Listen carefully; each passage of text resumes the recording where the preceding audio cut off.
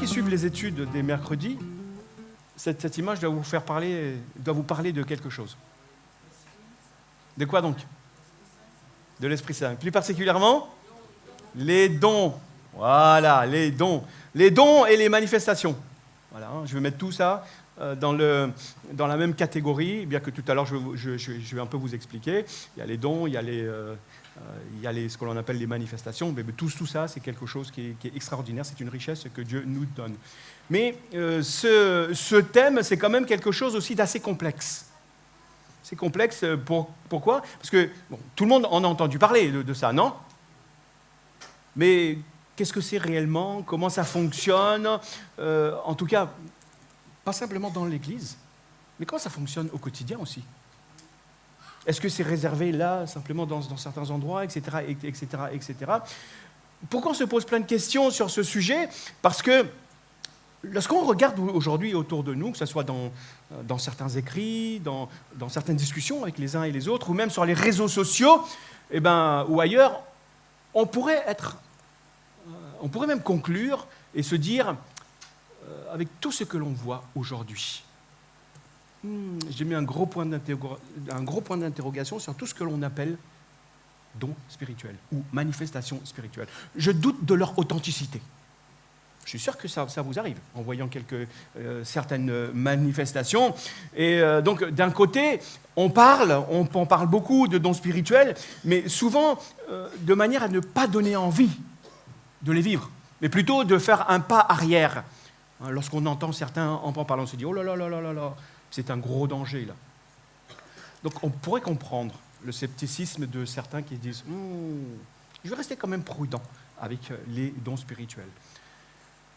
Donc, entre ces mauvaises, parfois compréhensions, ces mauvaises pratiques, ces mauvaises interprétations, les abus, les contrefaçons spirituelles qu'il peut y avoir, je pense qu'il est bon de se poser certaines questions. Alors, je vous encourage, même si ce n'est pas terminé, de venir aux études du mercredi concernant les dons, mais j'aimerais simplement ce matin rappeler un petit peu l'essentiel de certaines choses concernant ces dons et ces manifestations. C'est quoi ces dons? Est-ce que c'est une option pour la vie chrétienne? Ou est-ce que c'est quelque chose qui est voilà, on peut ne pas vivre, c'est pas important? Mais je vais simplement vous montrer que c'est une richesse que Dieu nous donne. Qui, si on lui donnait plus que ce qu'il n'a envie, dirait « Ah ben non, tu vois, moi je préfère vivre dans ma petite situation, tranquille, voilà, je ne vais pas m'embêter avec voilà, toute cette richesse qu'on me donne. » Non. Si Dieu donne, c'est d'abord parce qu'il est généreux. Il ne demande rien. Il ne nous dit pas « Je te donne, tu me dois quelque chose maintenant. » Il nous donne, mais il nous donne pour sa gloire, et puis pour notre bien. Nous-mêmes, nous en sommes les bénéficiaires. Donc, c'est ce que j'aimerais ce matin voir avec vous. C'est un peu... Attendez, si je ne l'allume pas, ça ne fonctionnera pas. C'est bon? Ouais, ça, c'est Jérémie qui l'a lancé. Donc, voilà. Comment comprendre et vivre les manifestations de l'Esprit? Pourquoi j'ai utilisé ce mot « comprendre » et vous allez le voir. On va le lire ensemble. C'est le même texte que l'on utilise dans les études du mercredi. Voilà. Donc, normalement, ça devrait fonctionner. Voilà. Donc, ça se trouve dans 1 Corinthiens, au chapitre 12. On va lire que les 3 premiers versets. Vous pourrez le lire chez vous, lire 1 Corinthiens chapitre 12 en entier, chapitre 13, chapitre 14, Romains chapitre 12, etc., Éphésiens chapitre 4 et 1 Pierre, donc voilà, chapitre 4 aussi. Vous pourrez lire ces passages parce que tout cela parle des dons et des manifestations. Donc, Paul dit ceci, « J'en viens à la question des manifestations de l'Esprit. » Peut-être que dans certaines de vos traductions, vous avez des dons. Voilà. Donc, j'aimerais, frères et sœurs, que vous soyez bien au clair là-dessus. Et vous trouverez aussi, j'aimerais que vous ne soyez pas dans l'ignorance. Souvenez-vous, comment, lorsque vous étiez encore païens, vous vous laissiez entraîner aveuglement vers des idoles muettes. C'est pourquoi, je vous le déclare, si un homme dit « Maudit soit Jésus », ce n'est pas l'Esprit de Dieu qui le pousse à parler ainsi. Mais Personne ne peut affirmer Jésus est Seigneur s'il n'est pas conduit par l'Esprit Saint. Ça va? Alors, vous connaissez les Corinthiens? Nos frères et sœurs de Corinthe? Vous les connaissez? Est-ce que vous auriez aimé les ressembler? Non? Ah, oui, non. Donc ça veut dire qu'il y a certaines choses qui vous attirent chez les Corinthiens, puis il y en a d'autres, voilà. Je partage les deux positions. Pourquoi? Parce que les Corinthiens étaient quand même bien gagnés, et bien empreints de la mentalité des Corinthiens de cette époque. C'est-à-dire une mentalité qui se portait vers la débauche, vers la fête, etc. Mais de l'autre côté, ils avaient un zèle pour Dieu que là, j'aurais aimé voir, même chez nous. Ça, c'est extraordinaire. Pourquoi? Parce que Paul va leur dire, et je n'ai pas entendu ça, peut-être que je ne l'ai pas vu ou que je ne vois pas assez, Paul va leur dire, il ne vous manque aucun don. Waouh! Il ne vous manque aucun don.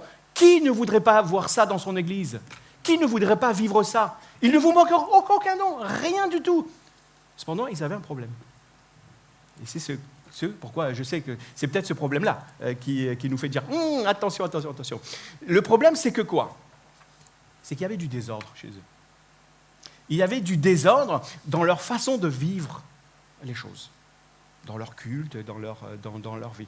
Leur zèle manquait de discernement et manquait de sagesse dans la manière d'utiliser ces dons et de les vivre.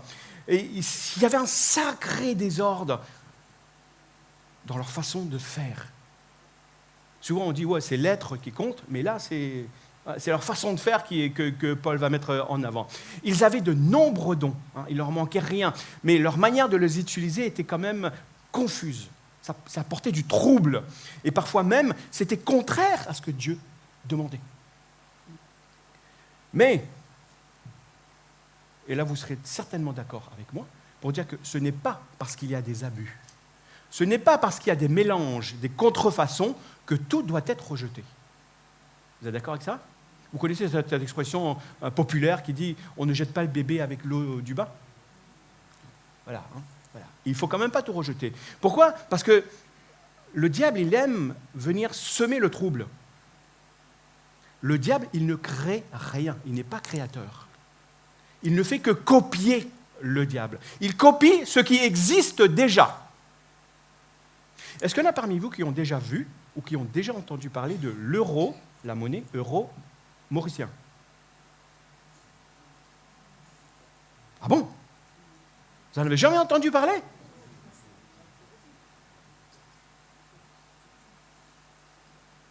Vous savez pourquoi vous n'en avez jamais entendu parler ou vous n'en avez jamais vu? Parce que ça n'existe pas.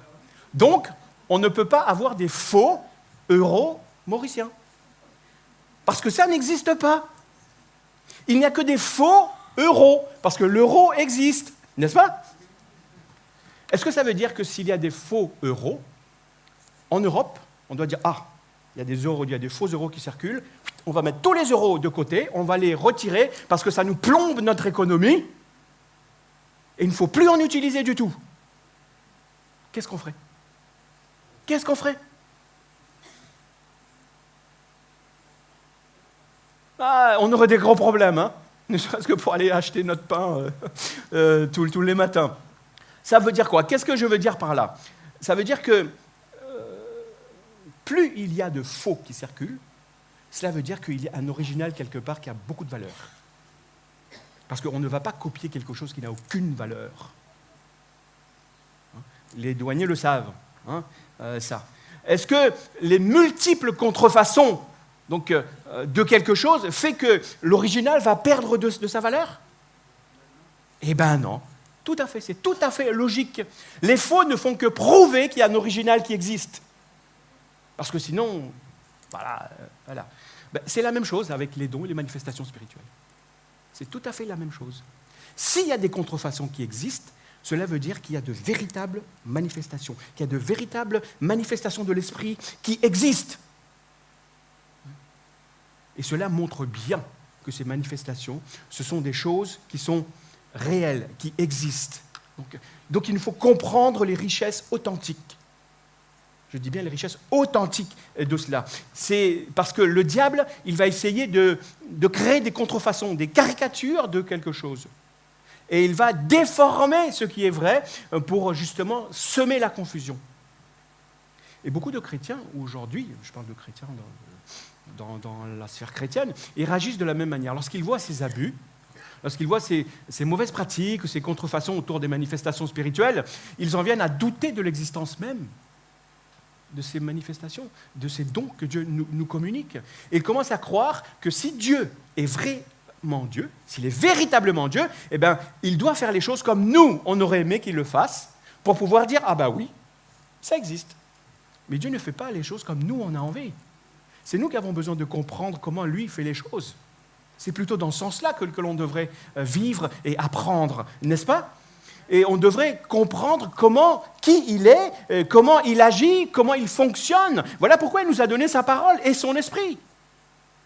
Et nous attendons bien souvent, et ça c'est un danger, nous attendons bien souvent de ces manifestations de l'esprit, qu'elles manifestent quelque chose pour nous prouver que réellement, oui, Dieu existe. Tant que je n'ai pas vu de miracle, rappelez-vous, certains disaient à Jésus, vas-y, montre-nous un miracle pour savoir qui tu es. Jésus, j'ai dit, attends, je ne suis pas là pour simplement faire des miracles pour vous faire plaisir. On n'est pas au cirque, là. Mais Dieu, il nous a donné toutes ces richesses, tous ces dons, à travers des expressions, parfois de sa puissance, pour nous montrer sa puissance. C'est une richesse qu'il est important de recevoir, d'accueillir, de comprendre comment ça fonctionne et de les utiliser correctement. Il ne faut pas rejeter tout cela, parce que certains l'utilisent mal, tout simplement. Dieu ne veut pas que nous abandonnions cette richesse-là, il nous l'a donnée. Et ce sont des richesses spirituelles. Donc, nous avons besoin d'apprendre à discerner ce qui est authentique, à comprendre comment ça fonctionne et aussi dire « Seigneur, voilà, je me mets à ta disposition ». Il faut que ces trois choses puissent concorder à un moment donné. Seigneur, oui, je crois. Voilà. Je me mets à ta disposition. Et avec ça, on agit. Vous êtes d'accord avec moi ? Vous savez, on dit souvent que l'enseignement informe l'esprit. Et la prédication dirige le cœur. Et on essaie de faire cette distinction entre l'enseignement et la prédication. On dit, ouais, voilà, l'enseignement, c'est fait pour parler à la tête, pour informer l'esprit. Et la prédication, c'est fait pour orienter le cœur. Mais la Bible ne fait pas cette distinction. Oui, on essaie de comprendre. Un prédicateur enseigne et un enseignant aussi prêche. Donc ce matin, ça sera un mixte de ces choses-là que je vous propose. Donc à vous de savoir ce qui parle à votre pensée, de ce qui informe votre pensée et ce qui va conduire votre cœur. Parce que ce qui informe notre pensée doit se traduire dans une action concrète. Donc voilà ce que ce matin, j'aimerais vous partager en vous parlant de ces dons. Et puis, revenons à Paul. Face à ce désordre-là qu'il y avait à Corinthe, il ne va pas leur reprocher d'être des chrétiens de basse qualité ou de basse condition. Il ne va pas leur dire « Non, vous êtes des incapables, vous manquez de foi ». Certainement pas. Quel est le problème que Paul va soulever chez eux ?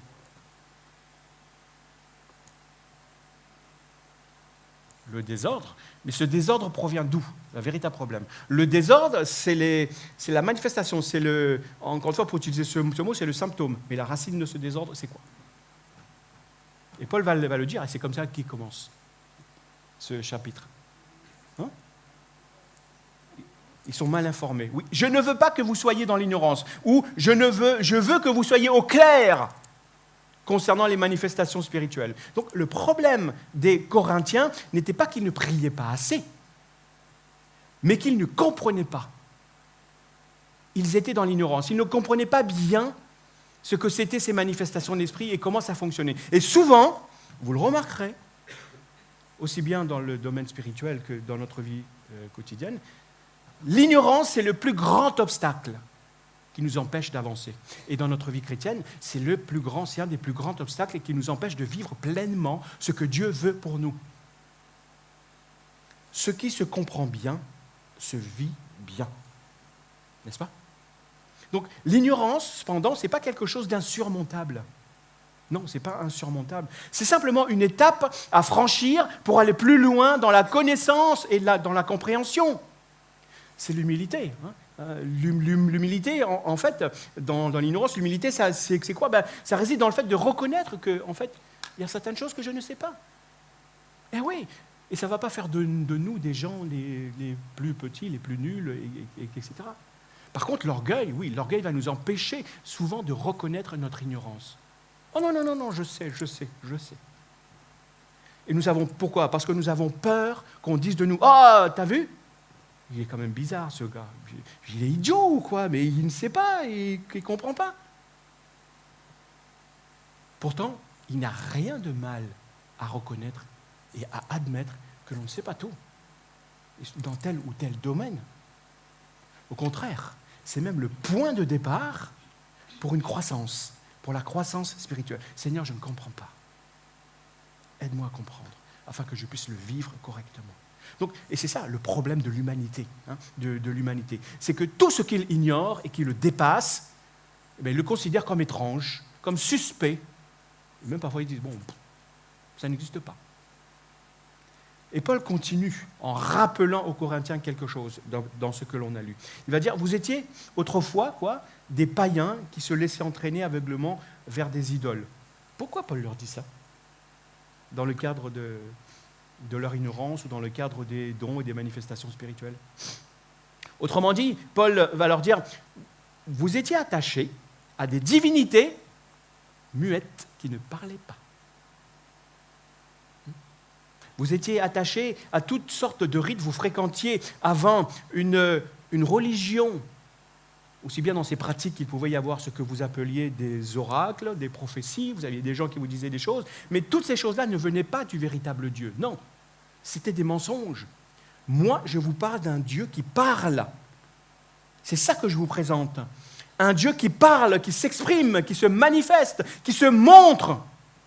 Et donc Paul va insister pour marquer cette différence entre un Dieu vivant, qui parle, qui agit, qui se montre, et ces idoles qui sont muettes. Mais complètement muettes. Frères et sœurs, on ne vient pas ici. On ne vient pas à l'église justement pour rester dans le silence, ou pas simplement pour commenter un vieux livre, pour faire de l'interprétation, de l'herméneutique, etc., ou pour avoir plein d'informations dans la tête à propos de ce vieux livre, pour se cultiver. Non! On vient ici pourquoi? Pour rencontrer notre Dieu, pour être avec nos frères et sœurs, pour l'entendre nous parler, pour écouter sa parole. Parce que Dieu est un Dieu vivant. Quand on rassemble dans ce Dieu, on ne vient pas vers un Dieu muet, vers des idoles, mais un Dieu qui veut se communiquer, un Dieu qui veut se montrer, un Dieu qui veut manifester vraiment toute sa bonté, sa grandeur et sa puissance. Je ne viens pas ici simplement pour recevoir des informations sur Dieu. Non. Je veux vivre une rencontre réelle avec Dieu. Une rencontre authentique avec ce Dieu vivant. Je veux entendre sa voix pour que tout ce que ce Dieu va me manifester de lui, cela puisse transformer mon être intérieur et ma vie. Donc si auparavant, ces Corinthiens avaient suivi tous ces prophètes, toutes ces choses qu'ils appelaient des prophéties, donc tout ça en fait se résumait à des rites. Tout simplement, à des rites, à des pratiques très rythmées, très carrées. Paul va leur dire, maintenant au milieu de vous, vous avez l'esprit de vie qui vient. Et ça, c'est le véritable Dieu. L'esprit de Dieu parle encore aujourd'hui. Est-ce que vous le croyez? C'est bien ce que j'espérais. J'espérais ne pas avoir à vous convaincre de cette vérité, que Dieu existe et qu'il est au milieu de nous. Donc voilà. Il nous faut déjà comprendre cette richesse authentique de la parole de Dieu. Ensuite, c'est quoi ces dons? Tiens, vous en avez eu un de plus là. Donc, voilà. Donc, il y va. Bon, c'est pas grave, je vous le laisse. Comme ça, vous aurez pour tout à l'heure. Donc, mais, quelle est l'origine de ces dons? Et comment est-ce que ces manifestations sont arrivées? C'est souvent quelque chose qui peut intriguer aussi. Mais parce que, pourquoi est-ce qu'on appelle ça don, d'ailleurs? Et puis, lorsqu'on parle de don, qui donne? Et à qui? Alors? Qui? Bon, vous allez me dire, c'est une question. Attends, mais Steve, quand même. Ne nous prends pas pour des ignorants à ce point-là. Non, vous le savez. Qui donne et à qui? Concernant les dons, là, dont on est en train de parler. C'est Dieu qui donne, et il donne à qui? Qu'à ses enfants? Dans ce cadre-là, effectivement, il donne. En fait, globalement, c'est Dieu qui donne. Il donne aux hommes. Hein? Vous êtes d'accord? Et vous allez voir tout à l'heure pourquoi je dis ça. Mais il y a quand même un point à clarifier lorsqu'on dit ça. Dieu donne, et il donne aux hommes, à ses enfants de façon particulière.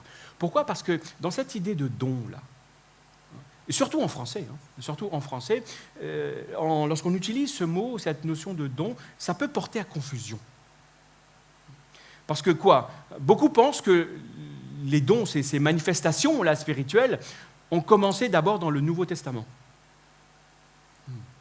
Bah oui, il n'y a que là où on parle de dons et de manifestations, on a l'impression. Et encore, même pas dans le début du Nouveau Testament. Après, à partir de la Pentecôte, qu'on commence dans les lettres de Paul, etc. En fait, les manifestations de l'Esprit existent depuis longtemps. Depuis longtemps. Depuis que Dieu a voulu établir une relation avec l'être humain. Depuis bien longtemps. Depuis l'Ancien Testament, à chaque fois que Dieu voulait parler directement à son peuple, ça devenait très compliqué. La situation devenait très complexe et les choses devenaient très, très, très, très compliquées. Ce Dieu puissant, ce Dieu saint, ce Dieu que la terre ne peut contenir, à chaque fois qu'il s'adressait à son peuple, cela se faisait d'une manière impressionnante. Tellement impressionnante que le peuple à qui il voulait parler, le peuple était terrorisé et paralysé par la peur. Vous vous rappelez de cette histoire, de la première fois où Dieu a voulu parler à son peuple? Oui. Là, on ne pouvait pas parler donc, de relation de proximité, mais plutôt d'une relation où le peuple se tenait à distance.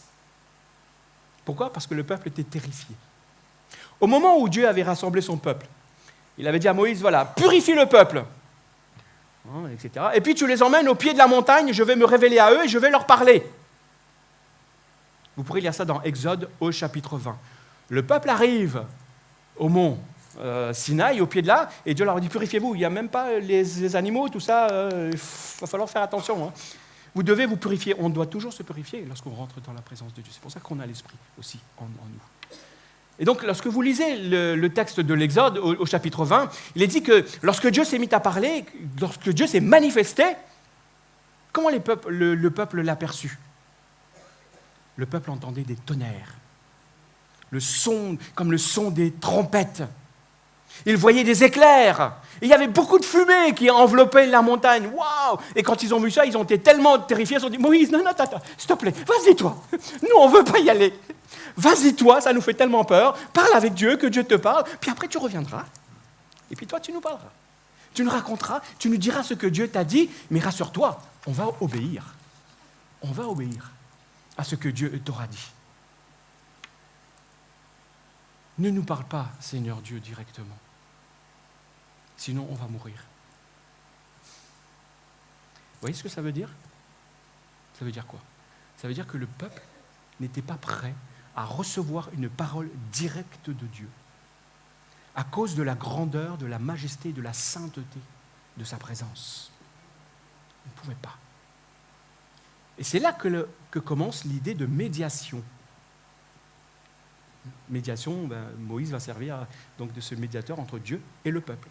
Et quand Dieu voulait communiquer avec l'humanité, cela ne se passait pas directement en parlant à une masse, à une foule. Ça ne se passait pas comme ça. Dieu choisissait des individus à qui il donnait un message, et ces individus-là servaient de médiateurs entre Dieu et ceux à qui il devait donner le message. Vous connaissez l'histoire de Moïse? Oui? Non? Dieu a dit à Moïse, à un moment donné, je ferai de toi, quoi? Un Dieu pour Pharaon. Et ton frère Aaron il sera ton prophète, il sera ton porte-parole. Est-ce que ça veut dire Moïse était devenu Dieu? Non, non, non. Il assumait tout simplement le rôle de porte-parole, de représentant pour accomplir la volonté de Dieu. Cela nous montre que Dieu a toujours utilisé des individus pour transmettre des messages. Et depuis ce moment-là, à partir de ce moment-là, Dieu continue de se manifester de cette manière. Il choisit des hommes, il lui révèle sa volonté, se manifeste à cet homme, lui révèle sa volonté et il lui donne les moyens ensuite pour prouver que son message est authentique et que c'est bien Dieu qui l'envoie. C'est ce qui s'est passé aussi avec Moïse. Qu'est-ce qu'il a vu, Moïse? Qu'est-ce qu'il a vu, Moïse? Quelle expérience est-ce qu'il a vécue?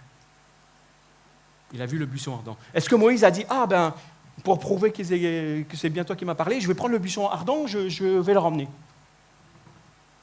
Allez, donne-moi un petit bout, de toute façon, comme ça ne consume pas, je vais pouvoir l'emmener jusque là-bas. Non. Ça, c'était l'expérience de Moïse. Par contre, Dieu va lui donner un signe. Moïse va dire, oui, mais d'accord, mais donne-moi un signe pour savoir que c'est bien toi qui m'envoies. Et là, il aura le bâton qui va se changer en serpent, et puis sa main qui va se changer, qui va devenir toute blanche comme de la lèpre. Et tout ça va servir de signe. Et son bâton va servir de signe de son autorité. Et que c'est bien Dieu qui l'envoie. Donc Moïse a vécu une expérience pour être transformé d'abord lui, recevoir le message de Dieu, et ensuite être envoyé avec un signe de l'autorité qui va dire oui, c'est bien Dieu et qui t'envoie. Et dès l'Ancien Testament, donc, Dieu va agir à travers des signes visibles pour prouver qu'il est là et la vérité de son message, qu'il est en train d'agir. Et même les patriarches, comme Abraham, etc., comme tant d'autres, et puis tous les prophètes de l'Ancien Testament, tous ceux qui avaient été appelés prophètes, non seulement ils étaient appelés prophètes, parce qu'un prophète, c'est un porte-parole. Non seulement parce qu'il annonçait les choses, un message de la part de Dieu, mais parce qu'il manifestait aussi la puissance de Dieu. Ils étaient porteurs de l'autorité, une autorité divine, et ils agissaient sous la conduite de l'Esprit. Ils étaient animés par l'Esprit. L'Esprit les saisissait. C'est l'expression qui est utilisée souvent dans l'Ancien Testament. L'Esprit les saisissait. Et vous verrez que les peu de personnes, ou les seules d'ailleurs, les seules personnes qui faisaient des miracles dans l'Ancien Testament, sont appelées comment? Prophètes. Vous en connaissez? Élie et Élisée, exactement. Ces hommes ont accompli des miracles puissants, puissants. Pourquoi? Parce qu'ils étaient envoyés par Dieu, ils étaient mandatés par Dieu, et ils étaient remplis de l'Esprit de Dieu pour agir. Chacun à leur façon. Donc, quand un prophète était appelé par Dieu, qu'est-ce qui se passait? Il était oint d'huile. Vous savez, on lui versait de l'huile sur la tête ou sur d'autres parties pour les sacrificateurs. C'était sur le pouce, sur l'oreille, le lobe de l'oreille, et puis sur le pied. L'onction, c'était quoi? C'était le signe visible que Dieu avait choisi cette personne et que Dieu accordait à cette personne une capacité ou des capacités surnaturelles pour faire quoi? Pour accomplir une mission. Donc, les rois étaient oints, les sacrificateurs, comme je vous disais, étaient oints. Donc, ils étaient oints d'huile pour montrer qu'ils étaient investis d'une mission divine. L'huile était donc ce symbole, le symbole de l'onction que l'Esprit agissait à travers ces personnes. C'était comme un revêtement surnaturel. Et quand quelqu'un était oint, il devenait un instrument entre les mains de Dieu. Il était capable de manifester la puissance de Dieu, d'une manière ou d'une autre. David était un roi, non? Donc il a été oint. Mais David n'était pas prophète au sens où on l'entend. Dieu ne l'a pas dit, tu seras un prophète, tu porteras ma parole, peut-être comme on l'entend même aujourd'hui. Mais pourtant, David a prophétisé. David a prophétisé. Il n'était pas simplement un roi, il était aussi un homme de Dieu. Il a manifesté la puissance de Dieu lorsqu'il a été combattre Goliath, n'est-ce pas? Dieu était avec lui. Et David a aussi prophétisé. Il a manifesté cette puissance dans ses propos. Comment? À travers les psaumes. David est l'homme, ou si je puis dire comme ça, le prophète qui a parlé de Jésus et de son œuvre comme aucun autre prophète ne l'a fait. Avec parfois autant de précision que Jésus va reprendre ses propres paroles. Impressionnant. Pourtant, il n'est pas dit que David était prophète. Vous me suivez? Donc, ceux qui étaient oints, ils portaient la capacité spirituelle de manifester la puissance de Dieu dans ses paroles et dans ses actions, et dans ce qu'ils faisaient. Et donc, c'est une vérité fondamentale que l'on retrouve dès l'Ancien Testament, c'est que Dieu a toujours donné aux individus, les individus qui étaient choisis, donc la capacité de manifester sa présence et d'accomplir des œuvres puissantes pour son royaume. Et ça, bien avant la naissance de l'Église. Et ces hommes, vous le remarquerez, donc ne venaient pas de l'Église, ce n'étaient pas ce que l'on appelle des gens du temple même, pour la plupart. David n'était pas un homme du temple, mais ils étaient des instruments pour accomplir des miracles et porter la parole de Dieu. Et lorsque Jésus est arrivé, frères et sœurs, qu'est-ce qu'il a fait ? Il a montré ce même principe. Il l'a démontré. Et lui, à travers sa vie, il a démontré ce même principe. Bien qu'il soit Dieu et que tout lui était possible, Jésus a dit, juste avant de commencer son ministère officiel, il a été dans la synagogue, il a lu un texte. Et il s'est approprié ce texte. Et c'est quel texte dont je veux parler ?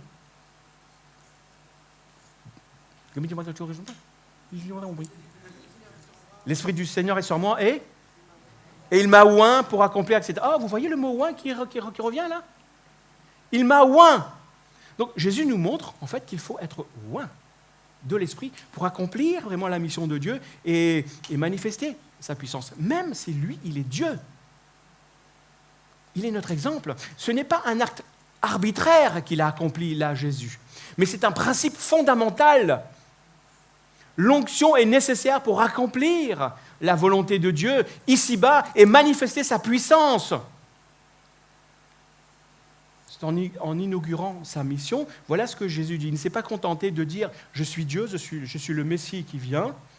Je suis Dieu, tout m'est possible. Voilà, je vais aller guérir les aveugles, je vais aller délivrer les captifs, je vais aller restaurer les cœurs brisés. Non, il n'a pas dit tout ça. Il a dit d'abord, je viens et l'Esprit m'a oint pour faire ces choses-là. Vous voyez la logique ? Vous comprenez où je vais en venir ? Donc, Jésus, c'est l'homme modèle qui est conduit par l'Esprit. Mais parfaitement. C'est de cette façon-là. C'est notre exemple. Et c'est lui que nous devons regarder dans sa manière de vivre, dans sa manière d'être conduit par l'Esprit, pour nous aussi le vivre aujourd'hui. Donc Jésus était constamment conduit sous l'influence de l'Esprit et de sa puissance. Tant qu'on sera sur cette terre, frères et sœurs, tant que Dieu nous gardera ici-bas dans ce corps, on fonctionnera. Nous, en tant que croyants avec qui l'Esprit de Dieu, en qui l'Esprit de Dieu habite, on fonctionnera de la puissance de Dieu par cette onction. Vous allez me dire, mais personne n'a versé de l'huile sur ma tête. N'est-ce pas ? L'onction était répandue sur la tête de l'individu pour montrer que Dieu l'avait choisi. Vous m'avez bien suivi jusqu'à présent là. Ok. Mais Jésus, lorsqu'il a dit ça, parce qu'il a dit, voilà, je suis oint, qui c'est qui est venu lui déverser de l'huile sur la tête ? Qui a fait ça ? Personne. Ça veut dire quoi ? Ça veut dire que Jésus est en train de transformer cette notion physique d'être oint par de l'huile qu'on versait sur la tête par une autre notion. En disant quoi ? En disant que maintenant, tu peux être oint par l'Esprit de Dieu. Tu n'as pas besoin d'huile, forcément. Je ne dis pas qu'il ne faut pas oindre d'huile selon cette pratique pour prier pour les malades, parce que la parole de Dieu nous dit, je suis en train de parler pour la manifestation de cette vie et des dons et de la manifestation de l'Esprit. Tu n'as pas besoin qu'on te verse de l'huile sur la tête. Si l'Esprit de Dieu habite en toi, il peut te oindre directement pour accomplir la volonté de Dieu. Quel beau modèle. Sinon, il nous aurait fallu acheter beaucoup de litres d'huile, frères et sœurs. Et tous les dimanches, il aurait fallu qu'on vous verse ça sur la tête. Avec les sopalins qui vont avec, évidemment, pour vous essuyer. Donc, aujourd'hui, on parle de dons spirituels et de manifestation de l'Esprit. Mais à l'époque de Jésus, on ne parlait pas de cette façon. On ne parlait pas de dons spirituels. La vie de Jésus, c'est la manifestation de l'Esprit, dans toute sa grandeur, sa splendeur et sa puissance. La vie de Jésus, c'était simplement des manifestations de l'Esprit pour accomplir l'œuvre pourquoi Dieu l'avait mandaté. Les manifestations que nous expérimentons aujourd'hui ne sont tout simplement que la continuation de ce que Jésus a montré à travers sa vie. On ne les appelait pas les dons ou les manifestations de l'esprit à cette époque. On disait que Dieu était en train d'agir et de se manifester. Vous me suivez? Ok. Donc, troisièmement, on y arrive. Maintenant, il faut comprendre les réalités. J'espère que ça va, là. Donc, après l'Ancien Testament, on est passé aux évangiles. Maintenant, on revient aux Corinthiens. Vous avez vu le bon? Voilà, je vous fais traverser des siècles, là. Donc, lorsque Paul va aborder les manifestations spirituelles, il nous dit clairement « Je ne veux pas que vous soyez dans l'ignorance. » C'est ce que l'on a dit. Ça, c'était leur plus gros problème. Alors maintenant, avec tout ce que l'on a dit, demande à ton voisin, est-ce que ton degré d'ignorance a diminué par rapport à tout ce que tu as entendu depuis le début là? Vas-y, tu peux lui demander. Et dites-moi si c'est oui ou non. Si c'est non, je peux recommencer si vous voulez. Ça vous va? C'est bon? Donc, votre degré d'ignorance a diminué, votre degré de connaissance a augmenté. Voilà. C'est super, c'est extraordinaire. Merci Seigneur pour ton œuvre. Mais ce que Paul met en lumière là, ici, c'est l'importance de comprendre, en fait. De comprendre la réalité des manifestations spirituelles. Le nombre de fois où Jésus a dit à ses disciples, « Hé les mecs, vous ne comprenez toujours pas. » C'était ça leur gros problème. Nous ne sommes pas différents, frères et sœurs. Ce n'est pas parce que nous avons toute la Bible et que nous avons aussi l'Esprit que nous comprenons tout mieux qu'eux. Nous aussi, nous avons besoin de comprendre beaucoup de choses. Et encore une fois, je vous ai dit, l'ignorance, ce n'est pas une tare. On peut surmonter l'ignorance. Donc, lorsque Paul va leur parler, maintenant, de l'importance de comprendre de ces manifestations spirituelles, il va utiliser un terme. Le terme qui est traduit par manifestation spirituelle ou par d'autres, peut-être dans d'autres traductions, par don spirituel, c'est le terme, allez, je vous le donne, parce qu'il y a un peu de pneumatikon. Ah, ça vous parle, ça? Dans pneumatikon, vous entendez pneuma et tikon, c'est-à-dire pneuma, l'esprit, le souffle, l'esprit, et tikon, c'est-à-dire les choses, donc de l'esprit. Et donc, une traduction beaucoup plus juste, beaucoup plus littérale, je dirais, de ce pneumatikon, on devrait traduire par les choses de l'esprit. C'est pourquoi beaucoup de nos traductions parlent de manifestation de l'esprit. Donc cette traduction est quand même beaucoup plus précise et ça nous évite cette confusion avec les dons. Lorsqu'on parle de dons, comme je disais tout à l'heure, le don, c'est-à-dire c'est quoi le don? C'est un cadeau qui nous est offert. Un cadeau gratuit. Ce n'est pas la même chose. Quand on fait un cadeau à quelqu'un, on n'attend pas une contrepartie, non plus. Mais Dieu fait des cadeaux. Donc une meilleure traduction, c'est bien manifestation de l'esprit ou les choses de l'esprit. Ça signifie que ces manifestations de l'esprit, c'est quoi? Eh bien, ce sont des moyens, là, ce sont des moyens par lesquels l'esprit va s'exprimer pour montrer qu'il est présent. Premièrement, pour montrer qu'il est là, pour montrer la puissance de Dieu et pour montrer, comme Joël l'a dit, que le temps de la grâce est arrivé. Et c'est ce qu'ils ont vécu à la Pentecôte. Pierre va reprendre ce texte et va dire, ce temps-là où Dieu promettait ces richesses-là, c'est arrivé maintenant. Et ce n'est pas parce que c'est 2000 ans derrière nous, plus de 2000 ans, que nous, on n'est pas concernés. Non, ça fait plus de 2000 ans que Dieu a répandu ce cadeau et qu'il a rendu accessible. Donc, l'esprit est invisible. Vous êtes surpris? Non? Vous l'avez déjà vu, le Saint-Esprit? Jamais. Est-ce que vous avez déjà vu le vent?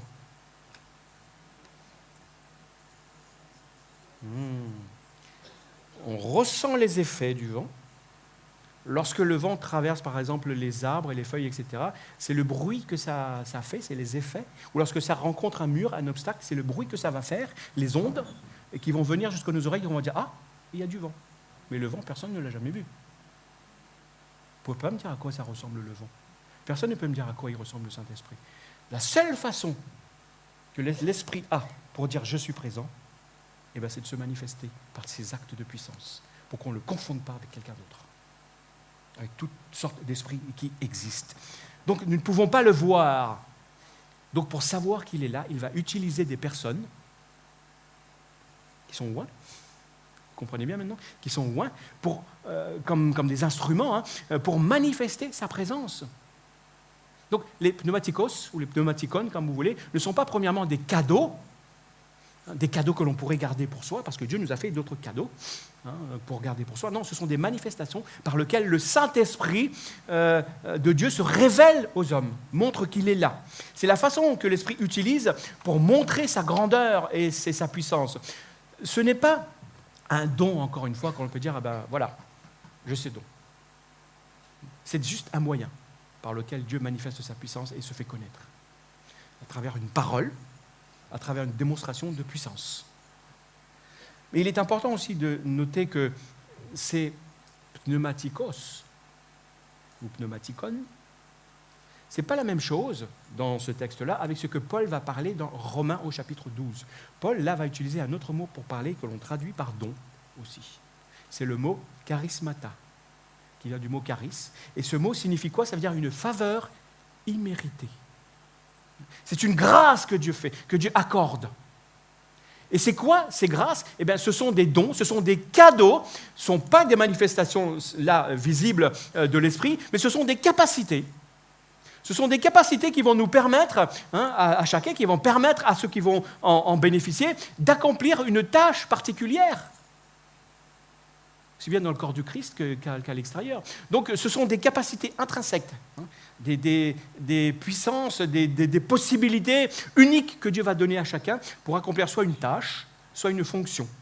Et que ces tâches et ces fonctions doivent rencontrer un besoin. C'est là où je vous dis, c'est important. Il ne suffit pas de dire « Ah, j'ai tel don », mais s'il n'y a pas de besoin, ton don, il ne va pas me servir à grand-chose. S'il y a un besoin et qu'il n'y a pas de don, c'est qu'il y a un manque. Mais maintenant, aussi bien je l'ai précisé dans ces études, mais il faut aussi que le caractère soit présent, c'est-à-dire la personne.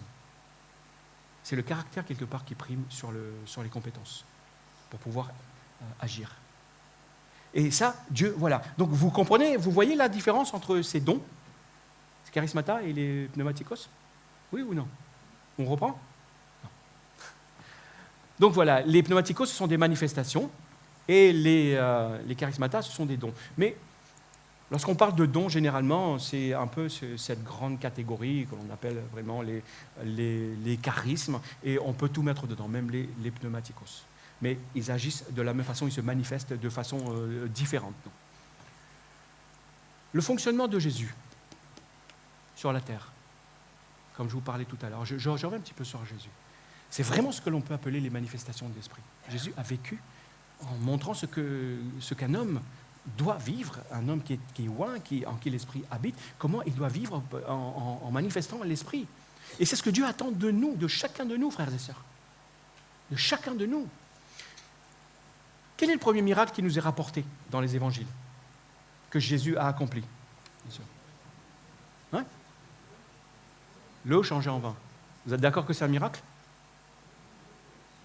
Ce n'est pas un miracle de guérison. Ce n'est pas un miracle pour délivrer quelqu'un d'une possession. Non? C'est ce qu'on appelle un miracle économique.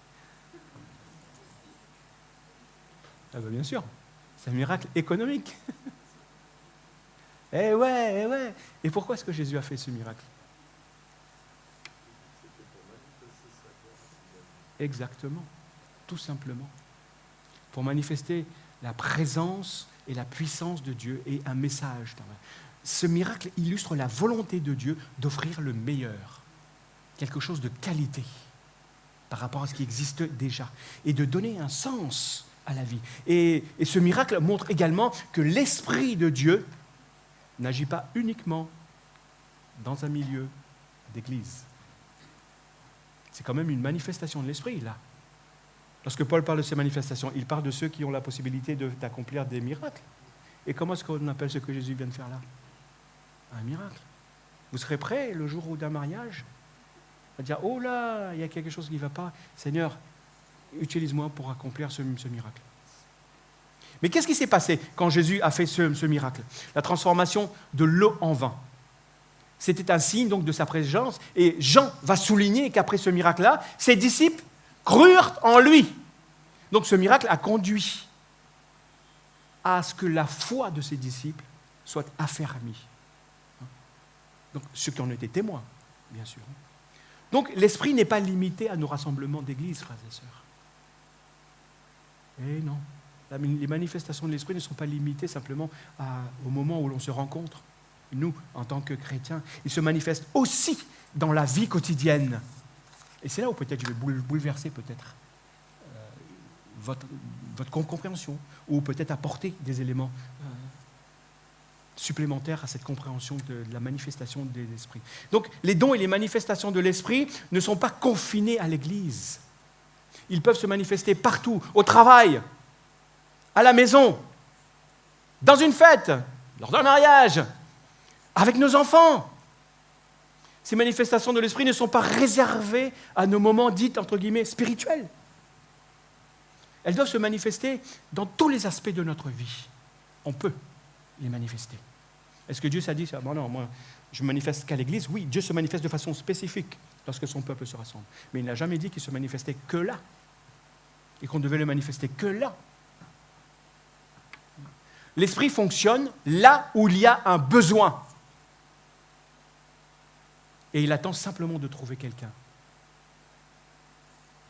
C'est pourquoi Jésus nous appelle à fonctionner comme lui. Et à laisser l'esprit travailler, et nous travailler en nous et avec nous, partout où nous sommes. Donc il est essentiel, là vous comprenez bien, il est essentiel de comprendre que l'esprit n'est pas limité à ces moments-là, à nos moments spécifiques lorsqu'on se rencontre, mais il se manifeste dans toutes les sphères de notre vie. Cela nous rappelle que même si certaines manifestations de l'esprit peuvent parfois nous paraître étranges, difficiles à comprendre, elles ne doivent pas nous freiner, même à l'extérieur de l'Église. Jésus lui-même a été accusé. Vous voyez, lorsqu'il a fait des miracles, on lui a dit « Ouais, c'est par un démon que tu chasses les autres démons. » Et il a répondu quoi? Si moi je chasse les démons par Belzébul, par ce démon-là dont vous parlez, vos fils, par qui les chasse-t-il? Qu'est-ce que Jésus est en train de leur dire là? Il met en évidence que, en fait, que celui, qu'il y en avait d'autres que lui qui accomplissait ce type de miracle. Il n'était pas que lui. Et ces gens-là ne le suivaient pas forcément. Ce n'étaient pas forcément des gens qui faisaient partie de ses disciples. D'ailleurs, il y a un moment donné, il y a un de ses disciples qui va le voir et dit « Écoute, en se pensant bien intentionné, Seigneur, on a arrêté quelqu'un parce qu'il était en train de faire des miracles en ton nom, il était en train de prêcher, de faire des miracles en ton nom. On l'a arrêté, pourquoi? Parce qu'il ne nous suit pas. » Jésus lui dit « Écoutez les gars, laissez-le faire. Celui qui n'est pas contre nous, il est avec nous. Laissez-le faire. Ce n'est pas votre problème. Oui, mais Seigneur, tu comprends, mais il ne fait pas partie de notre secteur, il ne fait pas partie de notre mouvement, il ne fait pas partie de notre Église, ça ne va pas, Seigneur. » Ça nous montre que, même si tu n'es pas un disciple, entre guillemets, officiel de Jésus, tu peux manifester la puissance de Dieu. Pourquoi? Si tu crois en lui, réellement. Si tu crois en sa parole. Et si tu places ta confiance en lui, il peut t'utiliser aussi. Comme ce gars. Et puis, finalement, frères et sœurs, et c'est là où je vous appelle à passer à l'action. À changer notre façon de voir et de concevoir les dons et les manifestations de l'esprit, afin de pouvoir les vivre pleinement, pas simplement le dimanche ou dans quelques réunions. Pour fonctionner, alors comment on fonctionne avec ça? Pour fonctionner avec les manifestations de l'esprit, il est essentiel donc de renverser les fausses idées, les faux raisonnements, et de les emmener captifs. À qui? C'est Paul qui le dit. Donc nous renversons les raisonnements et toute hauteur qui s'élève contre la connaissance de Dieu, et nous amenons toute pensée captive à l'obéissance de Christ. Ça invite quoi? Ça nous invite à dire, Seigneur, voilà, je soumets mon raisonnement à ta parole, à toi. Et je veux arriver à penser comme toi tu penses. Alors là, j'ai besoin de toi, Seigneur. J'ai vraiment besoin de toi. Donc, j'ai vraiment besoin de toi, Seigneur, et je sais que tu vas m'aider. Et c'est crucial de passer par là pour fonctionner correctement avec les dons et les manifestations de l'esprit. Parce que l'un des premiers obstacles aussi, c'est notre manière de penser, qui est souvent influencée par des idées fausses, parce que l'on a entendu. Et vous savez d'où est-ce que ça peut aussi provenir? Je lisais récemment, donc il y a l'IFOP qui a fait, on a demandé à l'IFOP de faire un sondage pour le milieu chrétien, et la tristesse que l'on peut lire dans ces conclusions, c'est que, là je parle des évangéliques, il y a très peu d'évangéliques qui lisent leur Bible toutes les semaines. Très peu. Pratiquement 1 sur 2 ou 1 sur 3, je crois. Et là, je ne zoome pas les résultats. Vous voyez, notre ignorance, elle vient d'où? D'une méconnaissance de la parole de Dieu. C'est pour ça que nous devons ramener notre pensée, pour ramener notre pensée captive à Christ. Donc nous devons sonder sa parole. Et c'est ça le premier step. Je vais vous donner un exemple. Je voulais le prendre avec la médecine. Mais bon, tu pourras le traduire par la médecine à ton ami. Est-ce que vous pouvez, vous, là, que vous êtes, est-ce que tout le monde peut être un sportif? Est-ce que tout le monde peut faire du sport? Eric?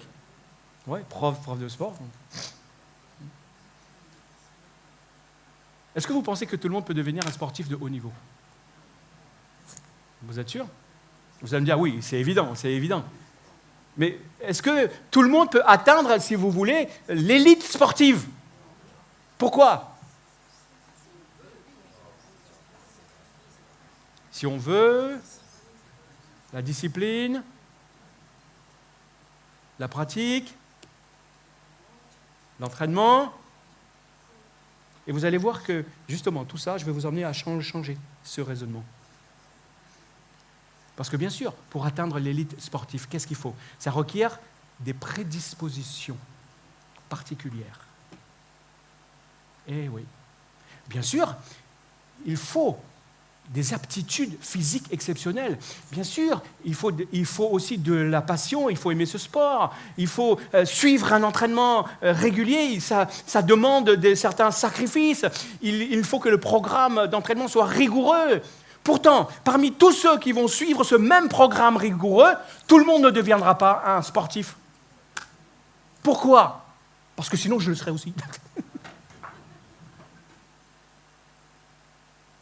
Pourquoi tous ceux qui font le marathon, ils ne finissent pas tous le marathon en 2 heures et quelques secondes? Parce que celui qui gagne, non seulement il s'est entraîné, mais il a des prédispositions déjà. Et il utilise ces prédispositions, justement, à travers un entraînement particulier, pour arriver à cette dimension-là, à travers ces sacrifices. Et même tous les champions, ils ne sont pas tous bons dans les mêmes domaines. Pourquoi?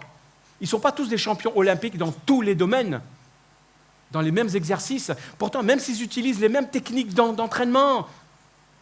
Pourquoi? Parce que certains ont telle capacité, d'autres n'ont pas, et d'autres ont d'autres capacités, comme l'endurance. Certains vont être beaucoup plus rapides, ils sont musclés pour faire de la vitesse, d'autres sont beaucoup plus, ont des aptitudes pour la coordination de leurs mouvements. Vous ne me croyez pas? Si. Allez, je vais vous prendre un exemple d'un footballeur. Donnez-moi un footballeur qui est très connu. Allez. Kylian Mbappé. Giroud, allez. Allez, vous pouvez mettre le nom que vous voulez. Un de très haut niveau. Hein. Est-ce que vous croyez, par exemple, que Kylian Mbappé est devenu footballeur parce que le football a été inventé? Il a développé son talent naturel. Eh oui. Pourquoi? Ce n'est pas parce que le foot existe et qu'on lui a dit suis tel entraînement. C'est parce qu'avant que le football même n'existe, il avait déjà de la dextérité. Ses jambes étaient façonnées pour ça. Et tout simplement, certains l'ont repéré, ce potentiel. Et l'ont dit, viens, on va s'occuper de toi. On va te donner un entraînement adéquat. On va te former. On va développer cela. D'ailleurs, ça se voit sur un terrain. Et lorsqu'il n'est pas en forme, d'ailleurs, il y en a d'autres qui lui disent, ouh, ça arrive, on ne peut pas toujours être au top. Hein. Lorsque Mbappé rentre sur le terrain, qu'est-ce qu'on attend? Ce n'est pas un Mbappé, ce sont ses compétences. Mbappé s'efface derrière tout ça. Lorsque c'est bon, on dit ouais, bravo. Lorsqu'il n'est pas en forme, on se dit wouh. Parce que ce n'est pas le gars que l'on est en train de regarder. Donc, vous comprenez ce que je suis en train de dire? C'est la même chose dans le domaine spirituel, frères et sœurs. La même chose. Dieu, lorsqu'on est devenu des enfants de Dieu, l'Esprit de Dieu est venu en nous. Dieu nous a donné son identité, son ADN. Donc, dans son ADN, il y a des capacités qui sont là, en nous, qu'il nous a données pour accomplir une mission, pour agir pour lui, pour manifester sa présence au milieu de nous. Vous êtes tous dotés de ces capacités. Différents les uns des autres. Hein. Donc il y a des footballeurs, il y a des sportifs, il y a des médecins, etc. Tout le monde ne peut pas devenir médecin. Eh bien non. Il y en a qui ont essayé, qui ont vu, c'est trop compliqué, je vais peut-être prendre une autre voie. Donc Dieu nous a dotés tous des capacités pour accomplir sa volonté. Ce n'est pas en étudiant la médecine qu'on devient médecin, ni en étudiant le foot qu'on devient footballeur, mais c'est en affinant et en développant les capacités que l'on a déjà en nous. Donc quand Dieu nous a créés aussi en tant qu'être humain, et c'est là où j'ouvre un petit peu, Dieu nous a équipés, Dieu a créé les êtres humains avec des capacités nécessaires pour ce que Dieu leur a demandé, gouverner ce monde. C'est pas ce que Dieu a dit à Adam? Vous croyez que c'est seulement à Adam que Dieu a dit ça? Maîtriser ce monde, essayer de le comprendre. Et d'ailleurs, Dieu a mis Adam en test. Il dit maintenant, voilà, je vais faire venir vers toi des animaux. Je t'ai déjà donné des capacités, des compétences pour pouvoir observer les animaux, pour essayer de comprendre leurs mouvements, leur mode de vie, afin de définir leur identité. L'identité que je leur ai donnée. Donc tu vas leur donner un nom à partir de ça. Adam l'a fait, et c'est Adam qui a donné tous les noms. Aussi bien aux animaux qu'à même sa femme. N'est-ce pas? Donc, il y a des capacités dans les êtres humains. Ne pensez pas que les êtres humains qui ne sont pas chrétiens, Dieu ne les a rien donnés. Ces grands scientifiques qui ne sont pas croyants et qui ont découvert des médicaments, par exemple, pour soigner le cœur humain. Vous croyez que c'est lui qui s'est dit un jour, ah ben voilà, des choses pour sauver des vies humaines. Vous croyez que ce n'est pas Dieu qui est derrière tout ça, qui a donné cette intelligence à l'être humain pour accomplir? Ce sont des dons et des capacités. Amen. Et il faut les respecter. Alors, à plus forte raison, nous, qui sommes des enfants de Dieu, frères et sœurs. Ces capacités, lorsque Dieu les a données, ça n'avait pas de nom encore. C'est aujourd'hui qu'on leur donne des noms. Et les dons spirituels, c'est aujourd'hui qu'on leur donne des noms. C'est Paul qui a dit, bah, c'est ceci, c'est une parole de connaissance, c'est une parole de sa sagesse, etc., etc., etc. Mais ça n'avait pas de nom à l'époque. Comme à l'époque de Jésus, on ne les appelait pas non forcément non plus des dons spirituels. Les hommes pensent qu'ils ont inventé quelque chose à partir du moment où ils mettent un nom très scientifique, sur ce qu'ils viennent de découvrir. Ils disent, waouh, voilà. Ben non, ça existe déjà avant que tu le découvres. Comme cette petite fille qui, lorsqu'on avait découvert l'oxygène, cette petite fille qui assistait là à cette conférence, et cette petite fille a posé cette question, mais avant de découvrir l'oxygène, comment on faisait pour respirer? L'orateur a été confus. On a simplement mis en évidence quelque chose qui existait déjà. Donc, frères et sœurs, Dieu vous a doté de plein de choses, les capacités nécessaires pour accomplir, aussi bien dans l'Église, aussi bien à l'extérieur dans votre vie. Mais le problème réside dans la manière dont on les perçoit, dont on les comprend, et dont on les utilise et qu'on les fait fonctionner. Ne pensons pas que souvent que Dieu nous appelle uniquement à servir et à manifester ses dons uniquement dans l'Église, dans le cadre de l'Église. Son plan ne se résume pas simplement à cela. Il nous a créés justement pour œuvrer sur terre dans tous les aspects humains. Là aussi, à votre travail, vous pouvez manifester. Vous pouvez utiliser les dons et manifester la présence de l'Esprit. L'Esprit de Dieu ne descend pas sur nous, ne nous oint pas simplement pour nous qualifier uniquement dans un contexte d'église. Jésus d'ailleurs lui-même, il ne s'est pas limité à l'église. Vous savez pourquoi? Parce que l'église n'existait pas. Et d'ailleurs, lorsqu'il allait dans la synagogue, on lui disait « Ouh, allez, oust, on ne veut plus de toi !» Jésus, qu'est-ce qu'il faisait? Il vivait sa vie, il passait du temps avec son Père, soit la nuit, soit tôt le matin. Et dans la journée, il allait parler aux uns et aux autres. Et lorsqu'il croisait quelqu'un qui était malade, il le guérissait. Lorsqu'il était à table avec des gens qu'on mangeait, qui étaient malades, il rencontrait un malade, il le guérissait. Jésus ne s'est pas dit, d'ailleurs, c'est ce que les chefs des synagogues vont dire.